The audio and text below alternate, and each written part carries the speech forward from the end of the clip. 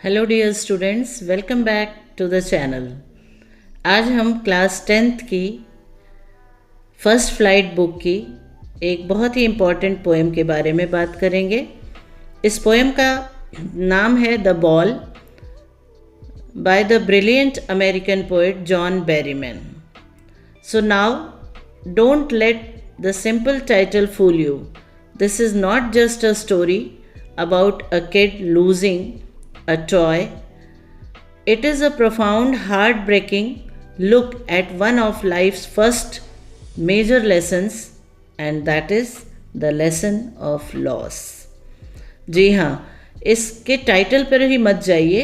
इस पोएम में एक बहुत ही गहरी बात छुपी हुई है जो ज़िंदगी का एक बहुत ही इम्पॉर्टेंट लेसन है, और उस लेसन का नाम है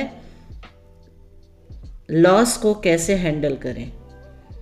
सो grab your notebook students and let's get started on mastering this crucial but important poem. इस वीडियो में आप पोएम और पोएट के बारे में थोड़ी जानकारी लेंगे।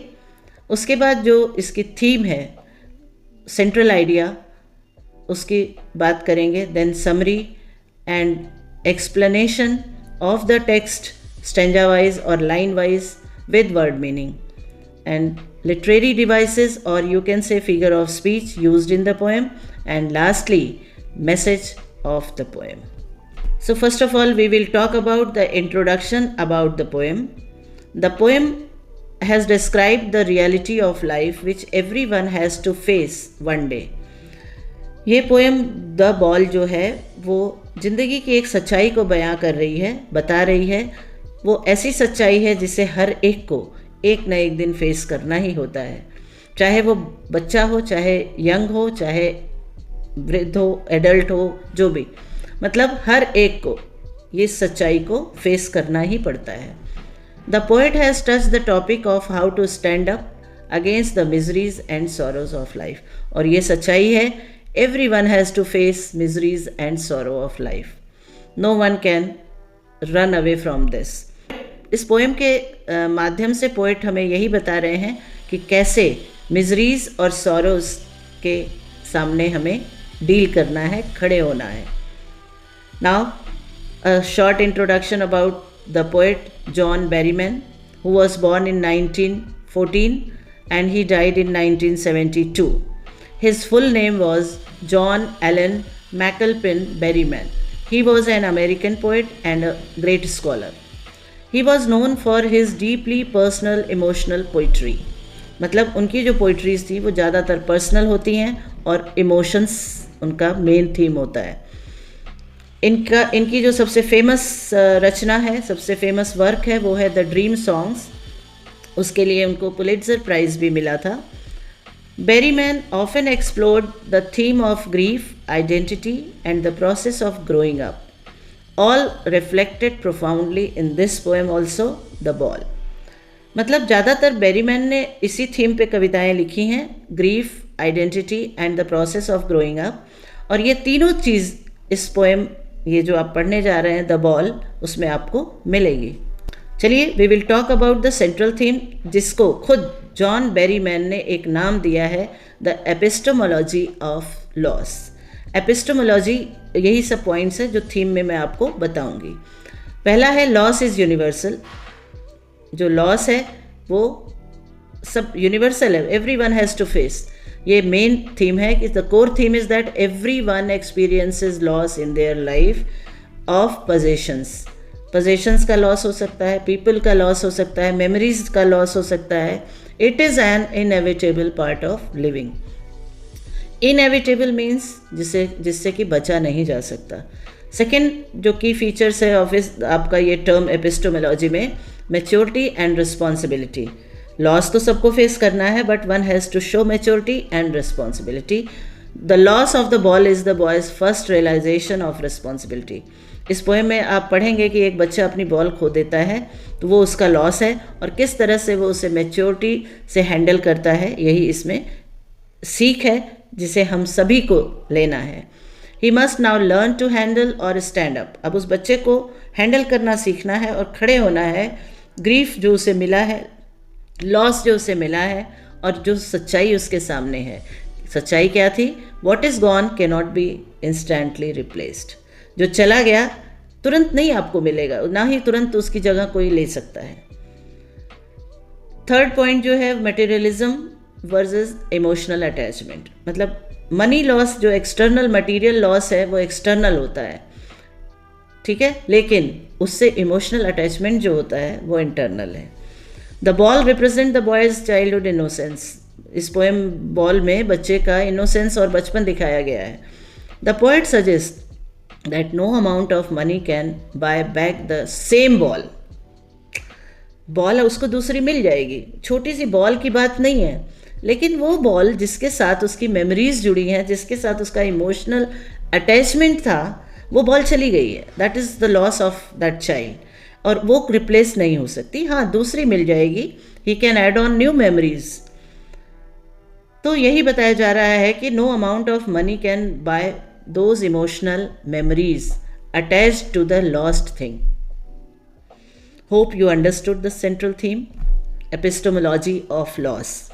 समरी, अब पोएम के बारे में एक संक्षिप्त परिचय संक्षिप्त में आपको बताने जा रही हूँ।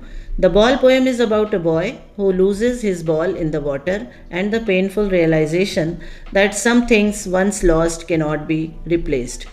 ये पोएम एक बच्चे की वो कहानी है जो पानी में अपनी बॉल को खो देता है और फिर उसे ये रियलाइज़ होता है कि कोई चीज़ उसकी खो गई है, अब वो वापस नहीं आएगी। The poem explores how his loss signifies his first experience with grief. Poem में ये भी बताया जा रहा है कि किस तरह से ये जो लॉस है उसके बारे में उसकी इम्पोर्टेंस बताई जा रही है, कि जो उसे ग्रीफ या लॉस एक्सपीरियंस कर रहा है बच्चा, तो वो उसे हैंडल करने के लिए तैयार हो रहा है, एक रिस्पॉन्सिबिलिटी और एक्सेप्टेंस के साथ स्वीकार कर रहा है कि लाइफ में material possessions and even happy childhood moments can be temporary. क्योंकि टेम्परेरी है मतलब है कि थोड़ी देर के लिए होता है और वो कभी उसके बाद चली जाती है।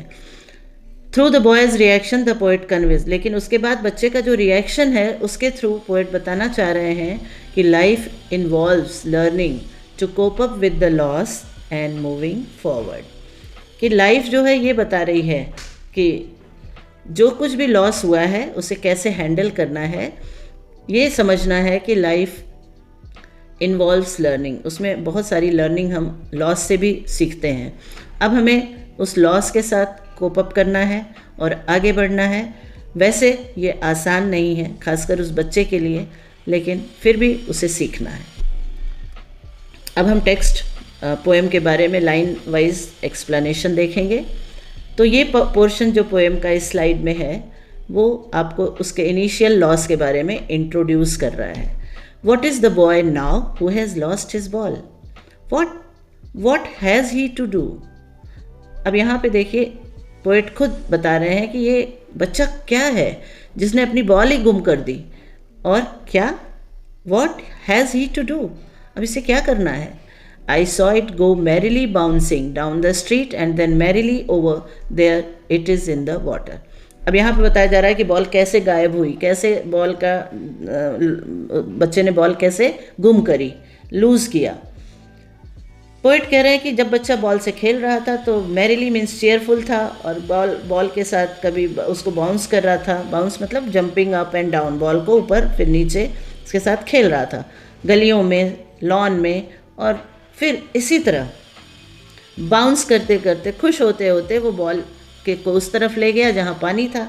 बच्चे को कोई आइडिया नहीं था कि बॉल वहाँ चली जाएगी, और बॉल जो है बाउंस करती हुई मैरिली चीयरफुली जो है पानी में चली जाती है।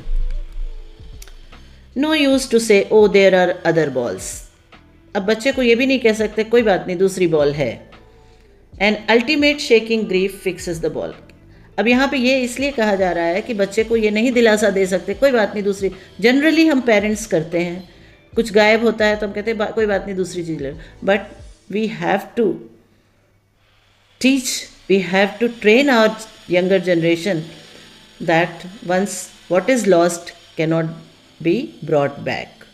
और यही बताना है कि पोएट इसीलिए ये कह रहे हैं कि बच्चे को ये नहीं कह सकते कि दूसरी बॉल है, क्योंकि बच्चे को सीखना है, अभी से ही सीखना है।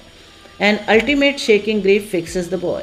अब बच्चे को दुख हुआ है, एज ही स्टैंड्स रिजिड, और वो खड़ा है, रिजिड मतलब कहीं इधर उधर हिल नहीं रहा है, स्टिफ है, ट्रेम्बलिंग उसके हाथ पैर कांप रहे हैं दुख से क्योंकि उसने बॉल खो दी है, स्टेयर कर रहा है मतलब लगातार देख रहा है बॉल को उधर पानी में बहते हुए।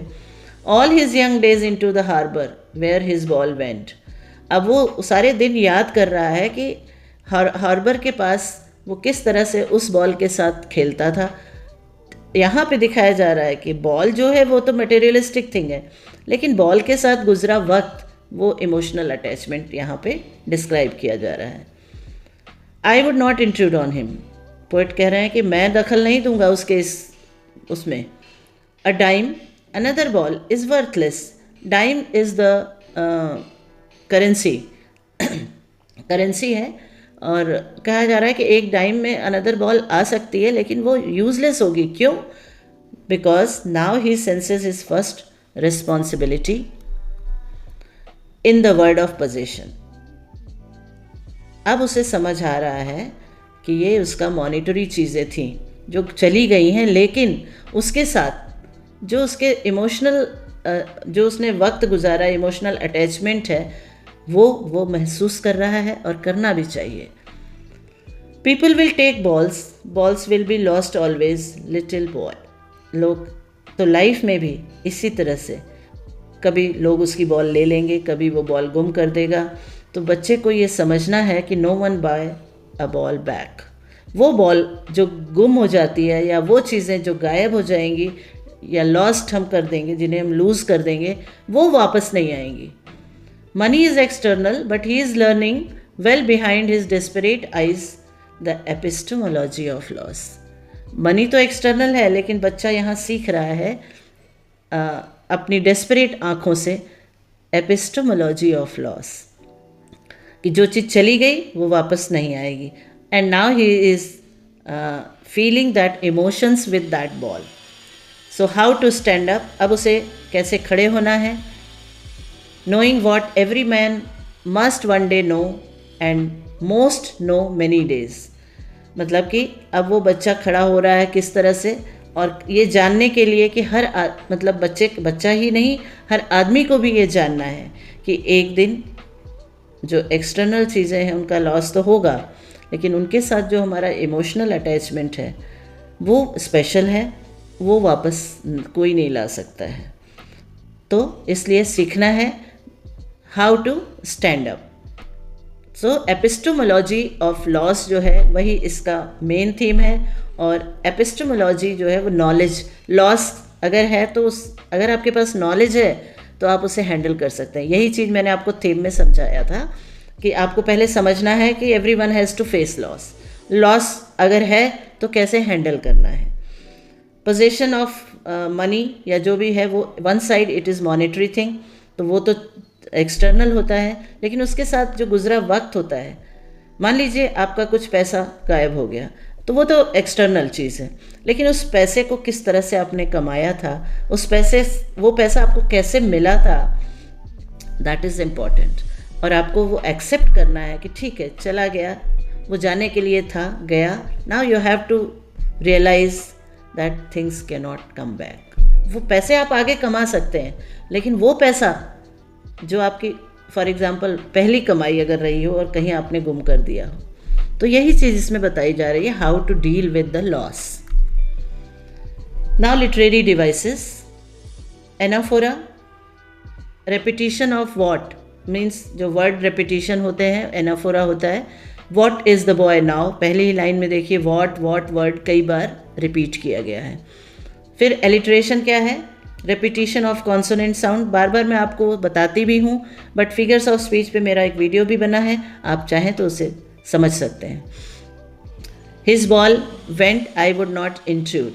इस लाइन में देखिए कॉन्सोनेंट साउंड व, वेंट, वुड, इस तरह से बहुत सारे आप लाइन खुद सर्च कर सकते हैं। तो एलिट्रेशन है, एनाफोरा है, रेपिटिशन में फिर वही चीज़ें हैं, बॉल्स कई बार रिपीट हुआ है, वॉट कई, तो आप उसे रेपिटिशन भी बोल सकते हैं, एनाफोरा भी बोल सकते हैं। Metaphor, the ball and his young days. Young days मतलब the ball and his childhood. तो बॉल को जो है चाइल्डहुड से कंपेयर किया जा रहा है। It is the symbol of boys childhood. तो ये मेटाफर है। Imagery, merrily bouncing down the street. अब ये एक्टिविटी एक्शन बताया जा रहा है तो एक इमेज सामने आ जाती है, विजुअल इमेज आपके सामने है, तो इसलिए ये इमेजरी फिगर ऑफ स्पीच है। Message and conclusion. Core message आपको इस पोएम से ये मिलता है कि lesson of acceptance, how to accept the loss. This poem is about the difficult process of growing up, क्योंकि लॉस को एक्सेप्ट करना भी आसान नहीं है, उसके अगेंस्ट खड़े हो जाना और फिर मूव ऑन करना। It is a growing up process but not easy. It highlights that possessing things bring the risk of losing. तो जब भी आप कोई चीज़ पोजेशन के लिए डिज़ायर करते हैं तो याद रखिए कि लूज़ होना भी हो सकता है। Maturity means understanding the nature of loss and learning how to stand up. Final thought है but child should understand the emotional attachment. This pain is the price of growing up and first step towards the true maturity.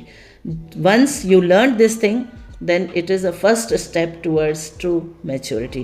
अगर आपने छोटी loss को accept कर लिया और उसको handle करना सीख लिया तो लाइफ में जो बड़े लॉस भी अगर कभी आएंगे उन्हें भी आप हैंडल कर सकते हैं। So here some sample question answer.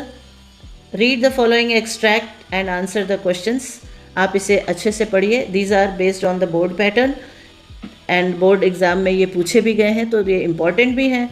मैंने थोड़े ही डाले हैं, बाकी आप CBSE की कुछ सपोर्टिंग साइट्स हैं, वहाँ से आप प्रैक्टिस कर सकते हैं।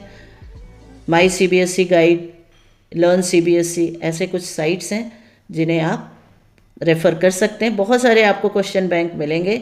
The more you practice, the more you score. So these are 1 marks questions. Objective type भी दिया है हमने और 1 line और 2 line के भी दिए हैं जो केवल आपको 1 marks के पूछे जाएंगे। 5 questions. Short type questions जो होंगे वो 40 to 50 words के हैं। आप उसे accordingly explain कर सकते हैं। ये मैंने कुछ guidelines आपको answer और questions दिया है। You read yourself. And if any problem, you can ask in comment box. Long type, word limit will be 100 to 150 words. ये रेंज इसीलिए दिया है, मैंने पहले भी किसी वीडियो में बताया है, मिनिमम 100 वर्ड्स, मैक्सिमम 150 या 120, जो भी आपके क्वेश्चन पेपर में दिया गया हो। क्वेश्चन पेपर तो आपको पढ़ना पड़ेगा, कभी 150 हो जाता है, कभी 120 भी हो जाता है। तो लेटेस्ट जो भी आपका रहेगा जब आप क्वेश्चन पेपर सॉल्व करेंगे वो आपका लेटेस्ट रहेगा। So thank you for watching. If you like this video, then please subscribe and share with your classmates.